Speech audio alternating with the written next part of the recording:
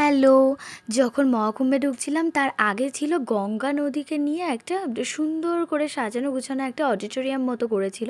আর এখানটায় যে কী সুন্দর করে সাজিয়েছিল গঙ্গার উৎপত্তির স্থল, গঙ্গা নদীতে কী কী আছে, তার অনেক কী কীর ওপর দিয়ে গঙ্গা নদী প্রবাহিত হয়েছে, গঙ্গা, যমুনা, সরস্বতী, মেন গঙ্গাকে ফোকাস করা হয়েছিল। আর এত সুন্দরভাবে গোছানো হয়েছিল, আমি মাকে বললাম আমাকেও একটু ভিডিও করে দিতে। তো মা যেমন ট্যাড়াব্যাকা করে আর কি।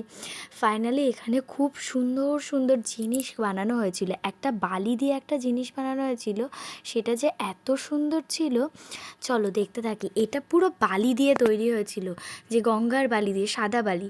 কি সুন্দর শিল্পীর কাজ বলো, কী যে দারুণ লাগছিল, এটা যেন চোখ জুড়িয়ে যাচ্ছিল। এত সুন্দর করে নিখুঁত শিল্পীর কাজ, যে অসাধারণ শিল্পকলা। তারপর এগুলো হচ্ছে গঙ্গা নদীতে যে মাছগুলো, সেইগুলো। সব মাছ তুমি চেনো, গঙ্গার মাছ তুমি চিনবা না? ভেটকি ভেটকি সব আছে।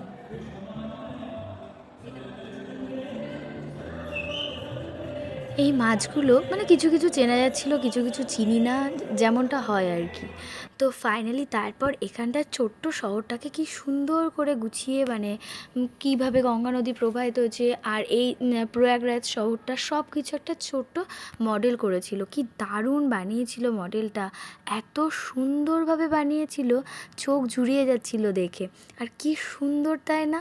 দেখুন কি সুন্দরভাবে বানিয়েছে, কোথা দিয়ে কীভাবে রাস্তাটা গেছে, কোথা দিয়ে গঙ্গা নদী গেছে, সব কিছু খুব সুন্দরভাবে। আর এটা হচ্ছে কাশীঘাট। আর এখানেও দেখুন না, সবাই ভাবে যেখানে যা তৈরি হোক সেখানে পয়সা ঢালি, যেন পয়সা দিতে পারলে জগৎ উদ্ধার, ঈশ্বর উদ্ধার হয়, মানে ঈশ্বরও খুশি হয়। ঈশ্বর কি পয়সা চায় না কি? তোরই ঈশ্বর পয়সা চাবে। যাই হোক, মানুষে কেন এখানে পয়সা ফেললো আমি এর মানে বুঝলাম না। কিন্তু এইটা কি সুন্দর, কি রিয়েলিস্টিক বানিয়েছিল। হ্যাঁ, বা এটা ওই যে গণপতি বাপ্পা বসেছিল, আর এই জিনিসগুলো 3D করেছিল, এত সুন্দর। পিছনটা কিছুটা ওয়াল পেন্ট ছিল, আর তার উপরে কিছুটা 3D লুক দিয়েছিল। কি সুন্দরভাবে এগুলো বানিয়েছিল। এরকম কিছু কিছু প্রজেক্ট আমরা যখন স্কুল লাইফে এক্সিবিশন করতাম তখন বানাতাম, কিন্তু আর বাড়িঘর না, সেটা অন্য কিছু সায়েন্স মডেলের ওপর ছিল। তো সেগুলোর কথা মনে পড়ে যাচ্ছিল। আর এটা কি নিখুঁতভাবে বানিয়েছে, কি সুন্দর, আমার তো চোখটা জুড়িয়ে যাচ্ছিল দেখে, দেখতেই থাকছি।